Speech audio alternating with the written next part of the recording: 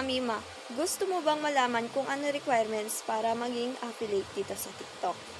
Ito lang nga pala ang pagkasunod ng requirements para maging affiliate dito sa TikTok. First is, minimum age. Dapat ay 18 years old ka para maging isang affiliate ka dito sa TikTok. Second is follower count. Dapat may 5K followers ka o di kay 600 ay pwede ka nang maging isang affiliate dito sa TikTok.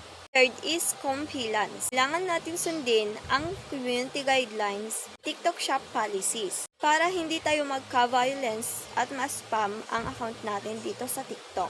Fourth is account status. Hindi ina-allowed ni TikTok government politician or political party account. Dahil isa yon sa rules ng bansa at si TikTok. 5 is identity verification. Ni-required ito na providing personal information tulad ng pangalan, date of birth, and last 4 digits of social security, number of valid government ID, ang allowed para maaprubahan ni TikTok ang pagiging affiliate mo dito sa TikTok. Tandaan natin, kailangan nating sundin ang community guidelines para hindi tayo ma-violence ni TikTok. At kapag may katanungan, itanong nyo lang sa comment section. Go!